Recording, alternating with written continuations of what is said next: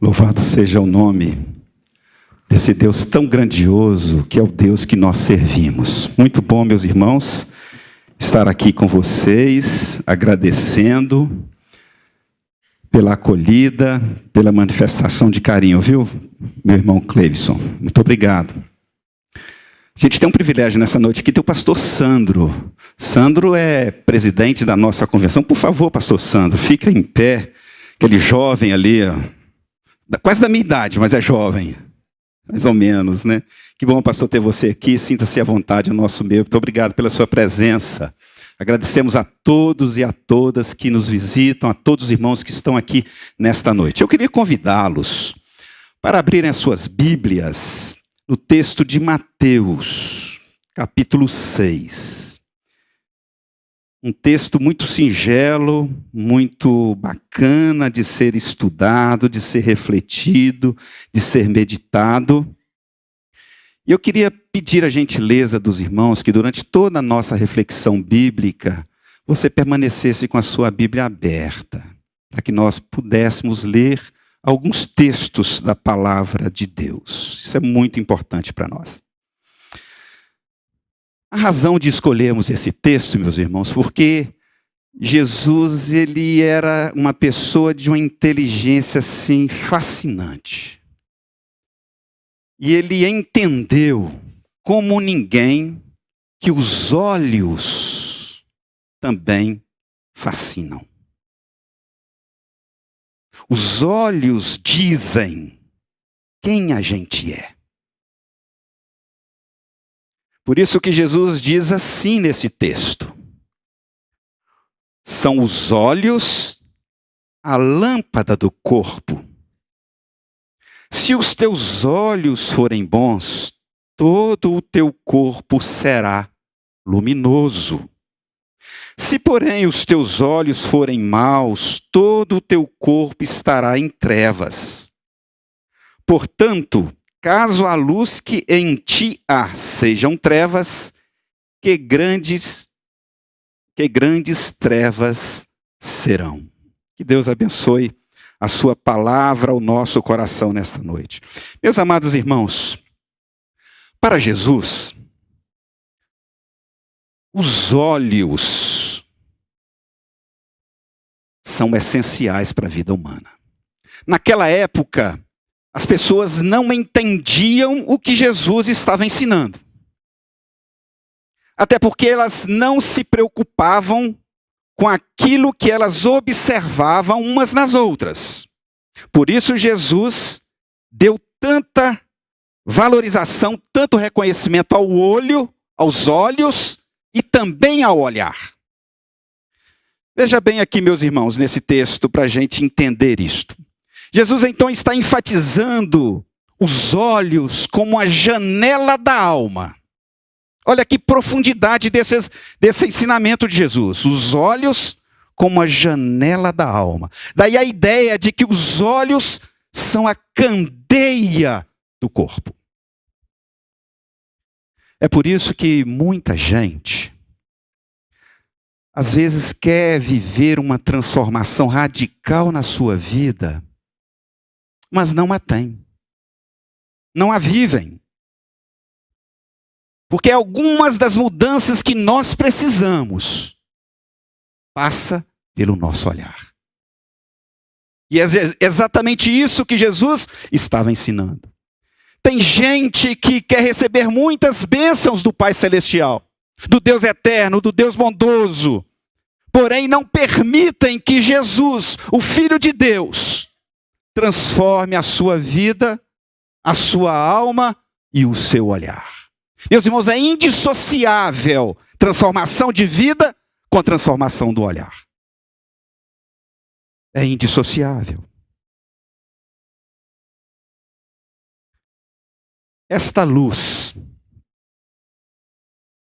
que ilumina a totalidade da nossa vida, do nosso ser, do nosso corpo, depende exclusivamente do nosso modo de caminhar ao lado de Jesus. Esta luz que depende do nosso olhar penetra o nosso coração e a nossa interioridade, a interioridade de cada um de nós. Por isso, volto a enfatizar à luz da palavra de Deus. Os olhos são a lâmpada do corpo. Em Mateus, capítulo 5 a 7, e eu queria que os irmãos se atentassem para isso agora, nós conhecemos esse texto como o Sermão do Monte, ou Sermão da Montanha. Capítulos 5 a 7. Aqui nesse texto, Jesus começa o seu discurso inaugural, o discurso inaugural do seu ministério, da sua vida, do seu trabalho. Então, nesse Sermão da Montanha, nesse primeiro discurso, Jesus traça todo o perfil de como ele queria que seus discípulos o seguissem e a maneira que esses discípulos mesmos vivessem diante dele.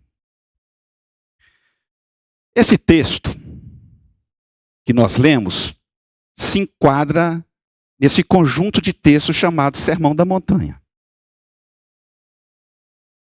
Nesse discurso inaugural de Jesus. Então esse texto 6, 22 e 23 que nós lemos, ele foi dirigido de certa maneira a dois públicos. O primeiro público são os discípulos, aqueles que estavam muito próximos de Jesus. Aqueles que eram seus alunos, aqueles que aprendiam com ele, aqueles que andavam com ele pelas cercanias lá da Palestina. Mas também, no segundo momento, posteriormente, esse ensinamento foi para a comunidade mateana de Mateus. Comunidade que Mateus educava à luz dos ensinamentos de Cristo.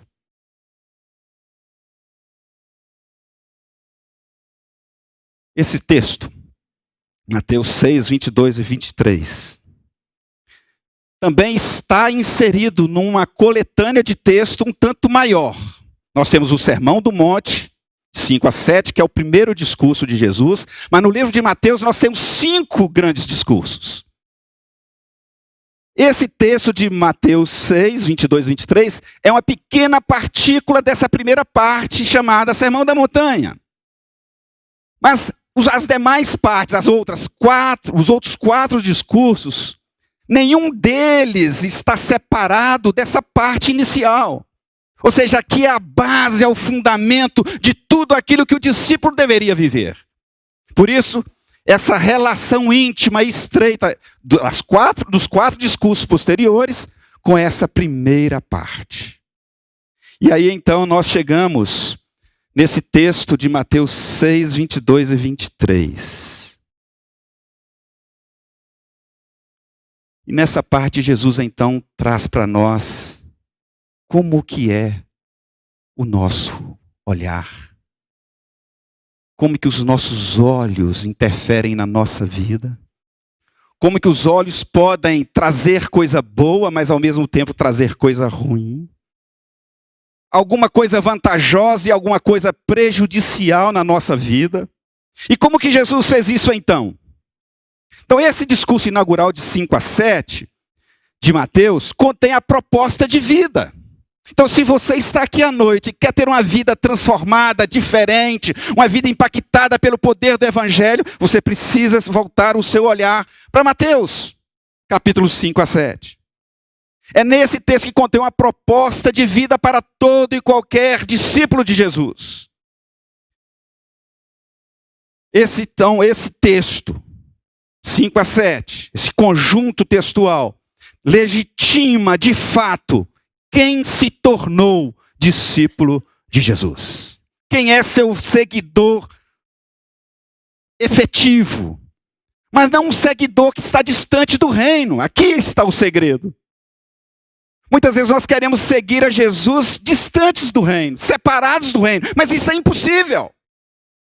Esse é o sentido maior desse texto. O seguidor de Jesus, o discípulo de Jesus, tem um compromisso verdadeiro com o reino de Deus, com o reino dos céus. Mateus usa muito essa expressão, reino dos céus. Mas como que Jesus fez isso? Jesus inicia o seu ensino, antes do Sermão do Monte, tratando especificamente do reino de Deus. Você pode confirmar isso no capítulo 4 de Mateus. No versículo 17, Jesus começa o seu ministério, a sua pregação, o seu ensino. E no versículo 17 está escrito assim, ó: daí por diante, passou Jesus a pregar e a dizer. Olha o que o discípulo precisa concretizar na sua vida. Arrependei-vos, porque está próximo o reino dos céus. Mas ele prossegue um pouquinho mais. Lá no versículo 23, se você observar aí na sua Bíblia, se você ler na sua Bíblia, você vai encontrar a seguinte demarcação de Jesus. Percorria Jesus toda a Galileia, ensinando nas sinagogas, pregando o evangelho do reino e curando toda a sorte de doenças e enfermidades entre o povo. O que Jesus pregava? O evangelho do reino. Isso tem de estar presente na nossa vida. Essa é a constituição fundamental de um discípulo de Jesus. Mas em seguida, à luz do texto mateano, Jesus começa a apresentar os seus 5 discursos. Aí começa no capítulo 5. Meus irmãos, veja aqui como que Jesus trabalha esse texto a respeito do reino. Então esse sermão, ele começa falando do reino, falando da justiça, mas também falando da ética que o discípulo deve ter. Olha que coisa legal a gente ver aqui no texto. Olha no capítulo 5, versículo 3. O que está escrito aí? Olha, sem humildade não há discipulado. Sem humildade nós pisamos na ética.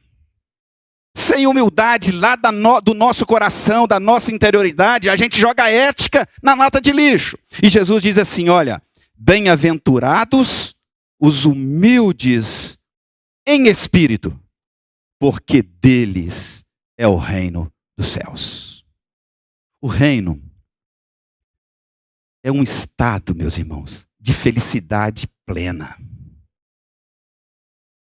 Sabe por quê? Sabe por quê, irmão Cleison? Porque Jesus é o Senhor do discípulo. Ele guia o discípulo. Ele acolhe o discípulo. Ele anda ao lado do discípulo. Ele dá o Espírito Santo ao discípulo. Ele está conosco o tempo todo. Então, nesse primeiro discurso de Jesus, o reino dos céus tornou-se fundamental, central na vida e no ministério de Jesus. E deve ser também fundamental na nossa vida. O ensino de Jesus, meus irmãos, é muito sério. É absolutamente contundente, principalmente quando se trata do discipulado, de andar com Jesus, de obedecer a Deus integralmente. Você quer, meu irmão, minha irmã, saber da seriedade disso? Se você quer, venha comigo aqui na palavra de Deus, por favor. Para aprendermos, meus irmãos, com a palavra, podemos dizer, eu vou dizer aqui que é uma pena, porque às vezes nós nos esquecemos disso. Nós esquecemos de que até mesmo nas nossas orações, o reino de Deus tem de estar presente. Mas, pastor Reinaldo, como que é isso?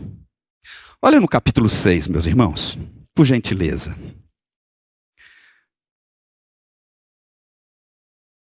Olha nos versículos 9 e 10, na famosíssima oração dominical. Portanto, vós orareis assim: Pai nosso que estás nos céus, santificado seja o teu nome. E o que mais? Venha o teu reino. Faça-se a tua vontade, assim na terra como no céu. Então, se o povo de Deus, os discípulos de Jesus quiserem fazer a vontade de Deus, o reino tem de estar presente. não é o que nós queremos. Não é o que a sociedade deseja. É o que o reino propõe para a igreja dele e para os discípulos dele, os discípulos de Jesus.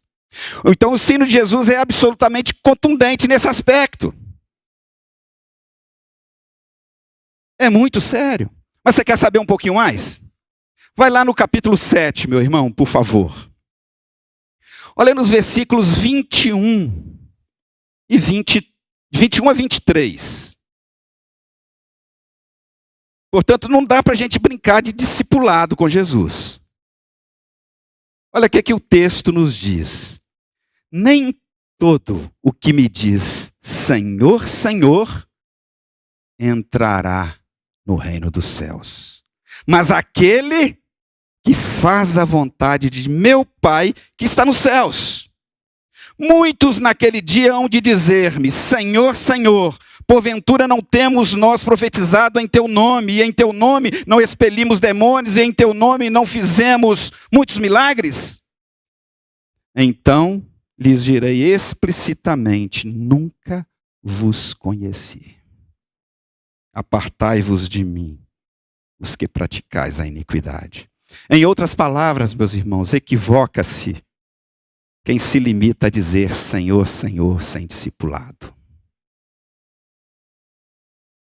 A gente poderia até dizer que equivoca-se plenamente quem quer servir a Deus, mas não aprimora o seu olhar. Não educa o seu olhar. Não permite a transformação do seu olhar. E a gente não precisa pensar em coisa complexa demais, não. Olha para o nosso cotidiano, para o nosso dia a dia, para as coisas que nós vemos, ainda mais em época de mídia digital. Mas as coisas que nós olhamos ao nosso redor.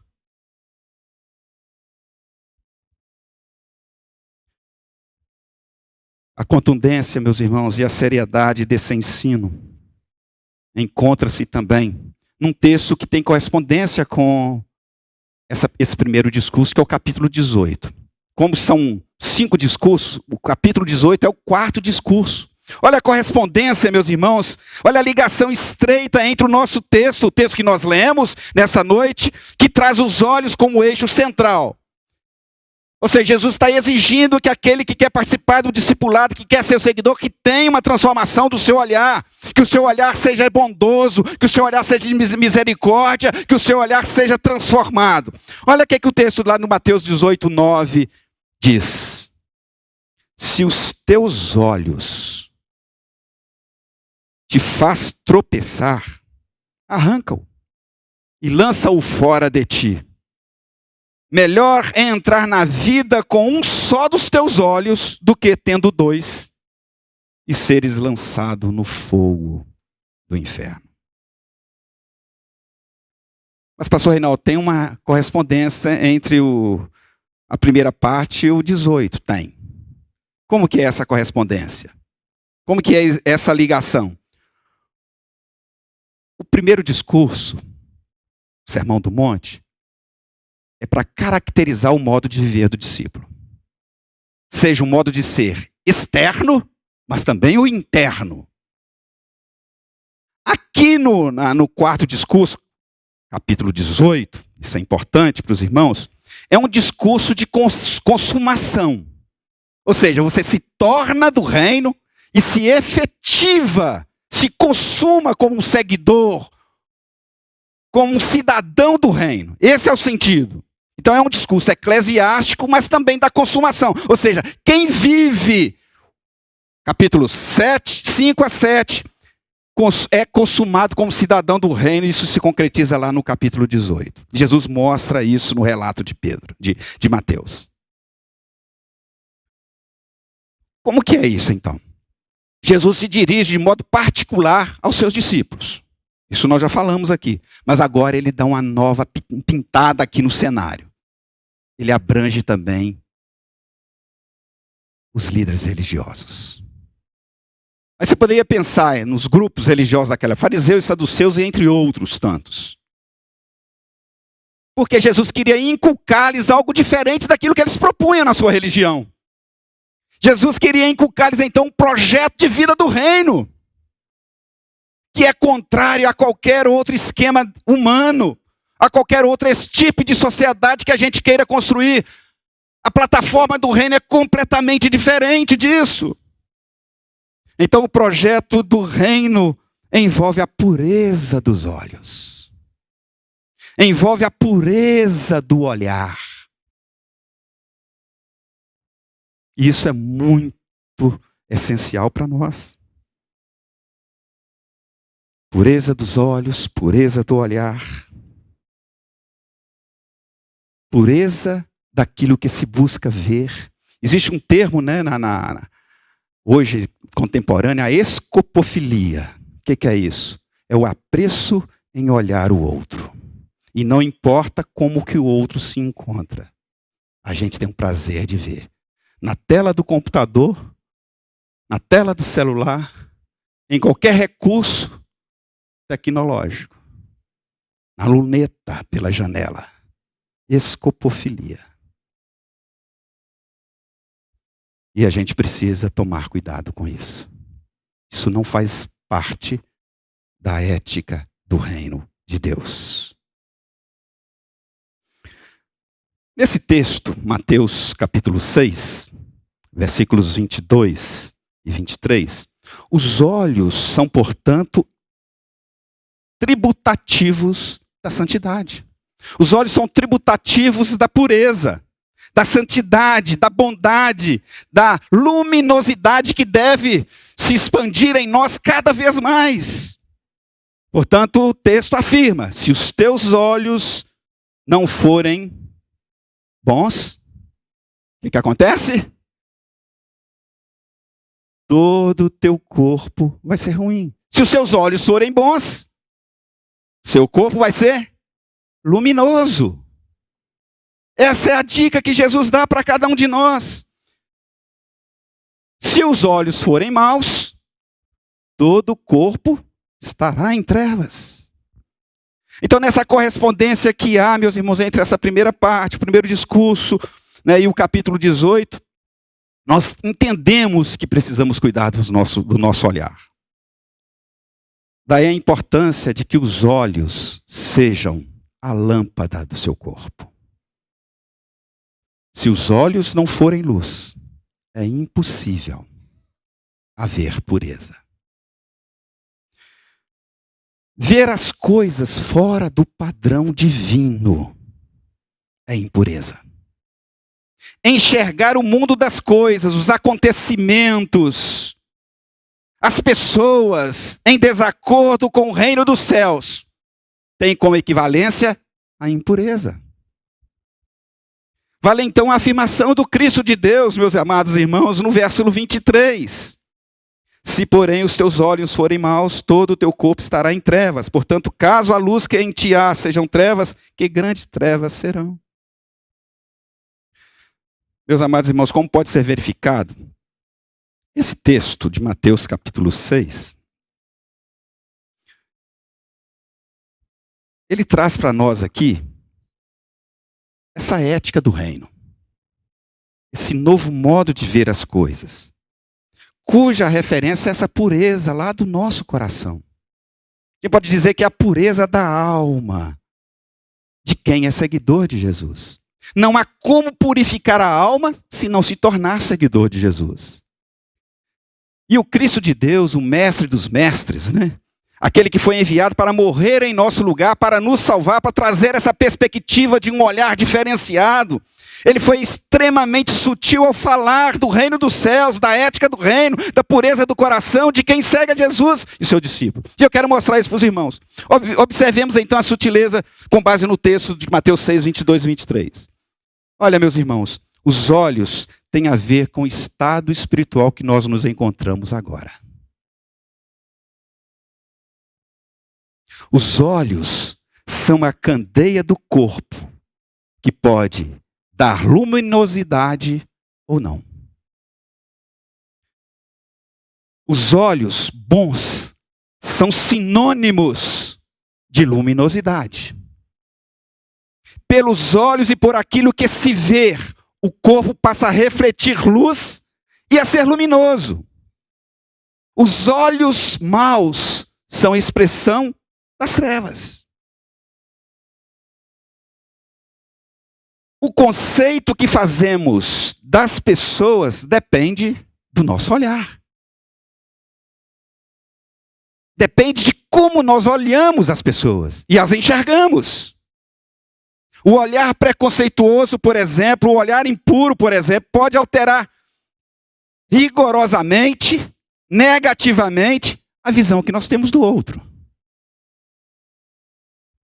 O olhar pode ser sagrado, mas também pode ser profano. Pode ser bondoso e pode ser maldoso. Pelos olhos e pelo olhar é possível ver todo o corpo. Pode ser o meu corpo individualizado e pode ser o corpo da coletividade. Com essa perspectiva, meus irmãos, Jesus ensina que é preciso romper com essa visão equivocada da pureza, que para alguns daquela época era confundido com o cumprimento de regras, com cerimonialismo, com prescrições religiosas, até um certo tipo, entre aspas, de puritanismo. Não é esse o caso que Jesus faz. Jesus está falando que o olhar tem a ver com pureza, com santidade, com a interioridade, com o coração saudável. A pureza tem a ver com os olhos, mas também com a profundidade do coração. Sabe o que é um coração profundo, assim, marcado pela presença do Cristo? É aquilo que Jesus ensina no capítulo 5, no versículo 8. Olha, outra dimensão de uma interioridade que traz a marca da felicidade de quem pertence ao reino. Olha, bem-aventurados os limpos de coração. Olha a visão, porque verão a Deus. Sem isso não há condições nenhuma de vermos a Deus. Mas, meus irmãos, alguns conceitos, algumas ideias bíblicas nos ajudam a entender esse texto que nós lemos do capítulo 6. Que conceitos são esses? Eu não sei se os irmãos podem se atentar nesse texto, mas existem alguns conceitos que eu queria partilhar rapidamente aqui com os irmãos. O primeiro conceito fundamental é o da paternidade de Deus. A paternidade de Deus é tão importante no Sermão da Montanha, nesse primeiro discurso, que a palavra pai, no capítulo 6, de 1 a 18, essa palavra pai aparece 9 vezes aí. Depois os irmãos podem olhar. Aparece no versículo 1, no 4, no 6, no 8, no 9, no 14, no 15, aparece 9 vezes a palavra pai. Então a palavra paternidade nos ajuda a confirmar se você é um discípulo que está no reino ou que está fora do reino. Todo cidadão do reino tem Deus como Pai. E é isso que Jesus está ensinando. Deus, o nosso Pai, meus irmãos, Ele nos dá tudo o que nós precisamos. Ele não falta. Deus é nosso Pai e esta paternidade deve ser reconhecida por nós em todos os momentos da vida. Deve ser experimentada e vivida por nós nas diferentes situações da nossa existência. Deve ser vivida na circunstância favorável, quando a gente está feliz,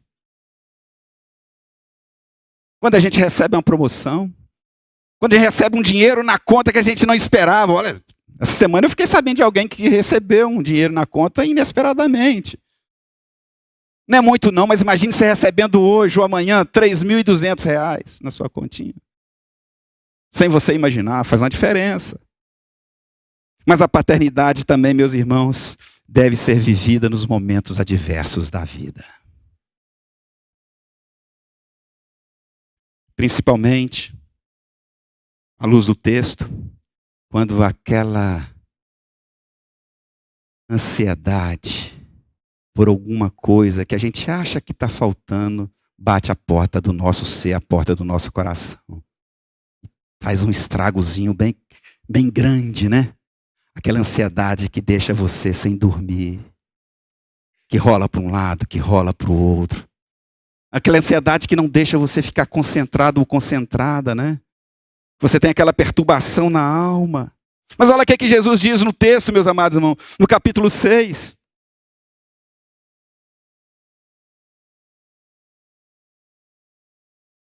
Versículo 25.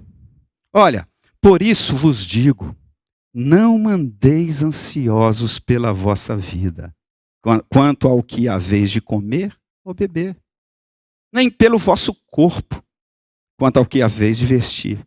Não é a vida mais do que o alimento e o corpo mais do que as vestes? Então esse é o primeiro conceito que nos ajuda a entender por que Jesus falou que os olhos são a candeia do corpo, a paternidade de Deus. Mas tem um segundo conceito, que é a santidade.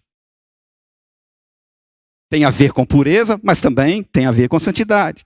No capítulo 6, versículo 9, meus amados irmãos, traz a santidade como um atributo de Deus.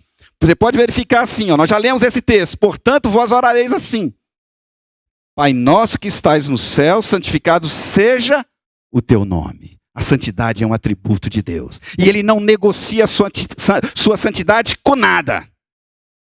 Esse é o padrão divino para nos relacionarmos com Ele, para andarmos ao lado dEle.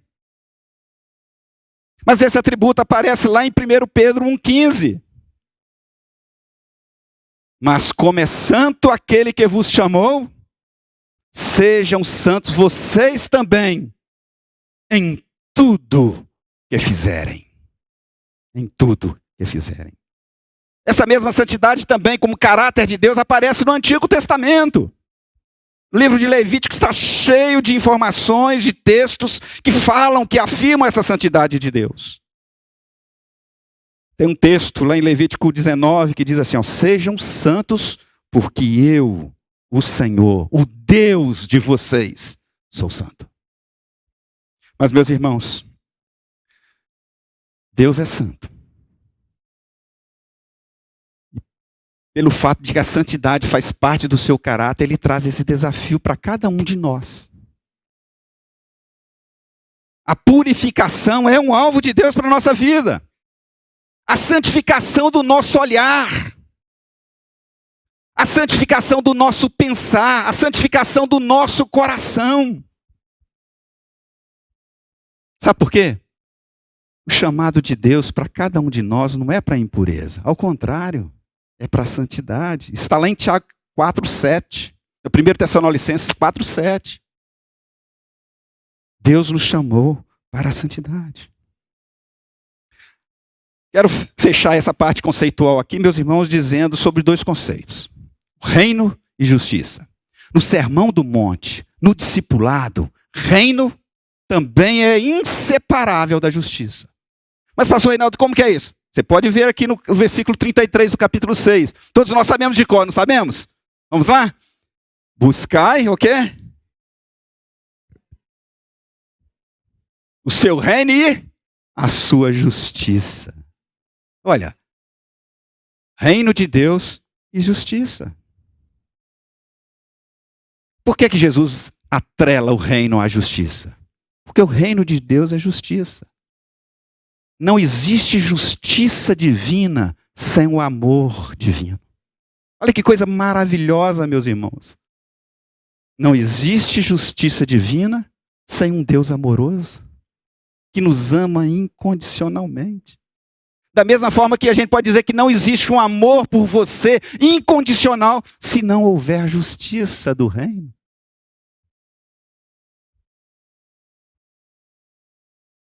Buscai primeiro o reino e a sua justiça. Meus irmãos, para a gente entender esses dois conceitos, e eu quero chegar aqui para o final da nossa reflexão, nós precisamos ler Mateus 18, 1 a 5, que é o quarto discurso que tem aquela relação que eu falei com os irmãos com essa parte que nós lemos do Sermão do Monte.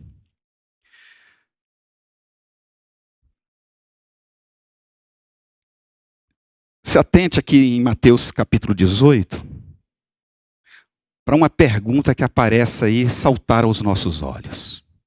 Naquela hora, aproximaram-se de Jesus os discípulos. Olha, os discípulos já haviam ouvido toda a plataforma de vida que Jesus havia apresentado. O projeto de vida do reino já havia sido ensinado, mas os discípulos titubearam naquela ali. E eles fizeram uma pergunta assim meio complicada para Jesus. Quem é, porventura, o maior no reino dos céus? Isso acontece com a gente também, né? Às vezes a gente está no reino, tem o projeto de vida de Jesus, mas a gente dá aquela pisada na bola. Os discípulos fizeram a mesma coisa aqui. A pergunta feita a Jesus explicita, meus amados irmãos, a ambição do coração humano. Ser grande, ser maior. Isso pode se caracterizar a falta de luz naquele momento. Não é? Luz dos olhos. Então esse tipo de olhar traduz uma visão distorcida da realidade do reino e da própria justiça. Mas olha a resposta de Jesus, meus irmãos. E Jesus, chamando uma criança, colocou-a no meio deles. Olha a mudança de ótica. O que Jesus fez? Pegou uma criança e colocou-la no meio deles. E disse, em verdade vos digo que se não vos converterdes e não vos tornardes como crianças, de modo algum entrareis no reino dos céus. Sabe, às vezes, qual que é um dos problemas que a gente tem, meus irmãos? É que a gente deixa de ser criança muito cedo. Principalmente na nossa sociedade. O grande problema, meus irmãos, sabe o que é? É que a gente quer ser adulto demais. Eu vou dizer um negócio aqui, às vezes, a nossa religiosidade inibe o modo de ser criança, que é o modo de ser do reino. E a gente confunde ser do reino com chatura, com ódio, com raiva, com distanciamento do outro, com palavra pesada para o outro. E o reino não é nada disso. O reino é bem-aventurança. O reino é felicidade. Aí Jesus então vem com a resposta, meus irmãos. Vamos olhar para os outros como nós olhamos para uma criança. E a questão aqui não é ser ingênuo, não. Mas isso fica para uma outra reflexão. Então o que Jesus ensinou é muito sutil e contrariava a visão dos discípulos ali. A lógica daquela religião estabelecida que era totalmente da aparência, do ritualismo, preocupada com a visibilidade, mas que mostrava assim uma espiritualidade, uma devoção que se apresentava nas esquinas, nas ruas, no jejum, no falar repetitivo e sem vida, distante da pureza do coração e da pureza do olhar, pureza dos olhos. Os olhos, ensina-nos Jesus, são a candeia do corpo. Pois existe um olhar que é puro, que transmite pureza. E esse olhar é o reverso de toda maldade, de todo tipo de trevas. A pureza, meus irmãos, precisa definir o conteúdo das nossas palavras. A pureza precisa definir categoricamente os componentes dos nossos pensamentos, mas também estabelecer um novo plano de ação para cada um de nós. Como enfatiza Jesus, registrado por João na primeira carta, o texto diz: amados, agora somos filhos de Deus, e ainda não é manifesto o que havemos de ser, mas sabemos que quando Ele se manifestar, seremos semelhantes a Ele, porque assim como é, o veremos. E todo o que nele tem a esperança, purifica a si mesmo, como Ele, Jesus, é puro. Abaixe a sua cabeça nesse momento.